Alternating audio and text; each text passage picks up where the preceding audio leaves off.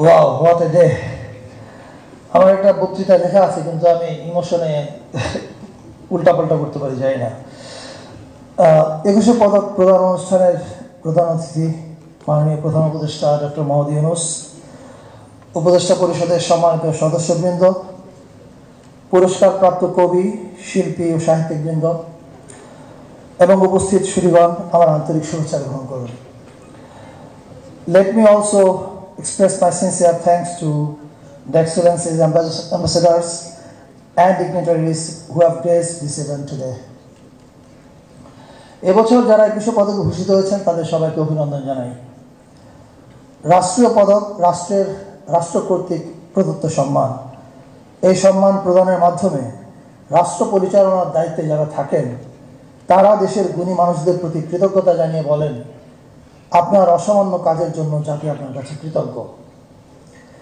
একই সাথে সরকার পরিচালনায় যারা থাকেন তারা এর মধ্য দিয়ে তাদের দর্শন, রাজনীতি এবং সাংস্কৃতিক দৃষ্টিভঙ্গি প্রকাশ করে থাকেন। আমরা 21শে পদক 2025 প্রদানের মাধ্যমে বর্তমান অন্তর্বর্তী সরকারের রাজনৈতিক এবং সাংস্কৃতিক দর্শন প্রকাশ করতে চেয়েছি। এবারে 21শে পদকের আপনারা প্রশংসা করেছেন, আমরা বিনীতভাবে এটা গ্রহণ করছি, কিন্তু আমরা মনে করি আমাদের প্রশংসা করার কোনো প্রয়োজন পড়তো না যদি সঠিক মানুষকে সবসময় পুরস্কৃত করা হতো। আশা করি এরপর থেকে যারাই সরকার পরিচালনা করবেন তারা এই স্বাভাবিক কাজটি প্রতি বছরই করবেন, এটা যেন আর আলাদা করে প্রশংসা করবার মতো কোনো বিষয় না হয়। সাথে সাথে আমি আরেকটা প্রসঙ্গ বলতে চাই, এখানে অনেকেই উল্লেখ করেছেন মরণোত্তর পুরস্কার প্রদানের ব্যাপারটা। এটা আসলে বেদনার। আপনি ভাবেন যে শহীদুল জহির, হুমায়ুন আহমেদ পরবর্তী যুগে সাহিত্যের সবচেয়ে বড় বাঁক যিনি রচনা করেছেন, তিনি যদি আজকে এই মঞ্চে উপস্থিত থেকে পুরস্কারটা নিতে পারতেন তাহলে এটা আমাদের জন্য কত গৌরবের ব্যাপার হতো। এটা একই সঙ্গে আরও যারা মরণোত্তর পুরস্কার গ্রহণ করেছেন তাদের সবার ক্ষেত্রে প্রযোজ্য। আশা করি সামনে আমাদের এই যে সরকার যারা দেশ পরিচালনা করবেন তারা এই জিনিসগুলো মাথায় রাখবেন যে জীবিত থাকা অবস্থায় যেন আমরা গুণী মানুষকে বলতে পারি যে আমরা আপনার প্রতি কৃতজ্ঞ। 52 ভাষা আন্দোলন বাঙালির মাতৃভাষা ও মত প্রকাশের স্বাধীনতার প্রতীক।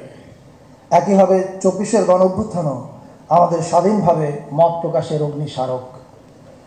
52-র চেতনা এবং 24-এর অনুপ্রেরণায় মত প্রকাশের স্বাধীনতা ভিত্তিক আগামীর বাংলাদেশ বিনির্মাণই হবে আমাদের দৃঢ় অঙ্গীকার। শেষ করতে চাই ভাষা আন্দোলনের বীর শহীদ এবং সেনানীদের স্মরণ করে, একই সাথে স্মরণ করতে চাই জুলাই গণ অভ্যুত্থানের বীরদের। 52, 71, 24 এরকম বড় ঘটনাগুলো যে কোনো জাতির মানুষ গঠনে বড় ভূমিকা রাখে। আশা করি আমরা এইসব বাঁক বদলকারী ঘটনা থেকে অনুপ্রেরণা নিয়ে একটা অন্তর্ভুক্তিমূলক গণতান্ত্রিক সমাজ তৈরি করতে পারব। আপনাদের সবাইকে ধন্যবাদ।